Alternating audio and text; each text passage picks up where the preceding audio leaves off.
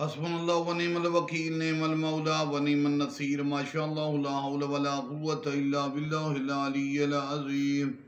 اعوذ باللہ من الشیطان اللعین الرجیم، بسم اللہ الرحمن الرحیم۔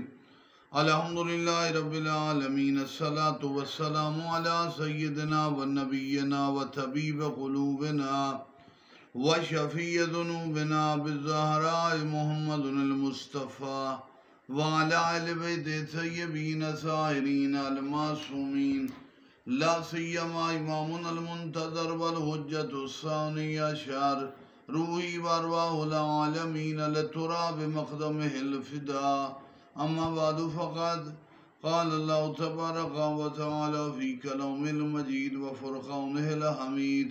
بسم اللہ الرحمن الرحیم۔ قل جاء الحق وذاق الباطل ان الباطل کان زہوقا۔ حقانیت کا غلبہ، حق کے نظام کا عروج اور کائنات میں مکمل تسلط حضرت حجت دورہ مہدی کائنات کی وجہ سے ہے۔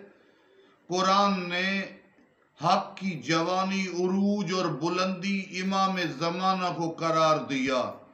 امام دنیا کی تمام غلطیوں کو ختم کریں گے اور بدترین اور فاسد نظام ختم ہو جائیں گے۔ دنیا میں دیکھیں نا، سب سے زیادہ برائیاں اس وجہ سے پھیلتی ہیں کہ عدالت کا فقدان ہو، ظلم ہو، انصاف نہ ہو۔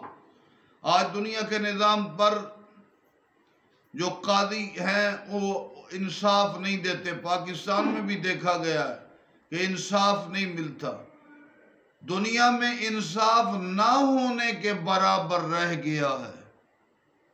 جب پوری کائنات انتظار میں ہے عدالت کب ہوگی، عدالت انتظار میں میرے تخت کا بادشاہ مہدی کب آئے گا، جب حجت دورہ ہوں گے۔ مولا مشرق مغرب شمال جنوب ساتوں بر اعظم جہاں تک انسانیت کے جتنے کلچر مذاہب علاقے ہیں، ایک تو مذہب حق کو قبول کر لیں گے، دوسرا عدالتوں میں تمام قاضی جو بھی وہ نظام ہوگا 100% سستا، صاف، واضح انصاف اور عدالت نظر آئے گی۔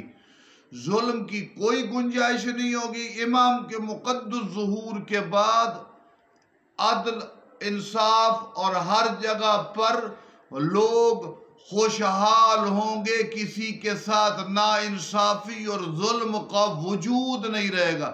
کائنات کے زمین کے تمام حصوں میں مکمل 100% انصاف اور عدالت، عدل، یہ عدل کے بادشاہ امام زمانہ کے صدقے نصیب ہوگا۔ والسلام علیکم ورحمۃ اللہ۔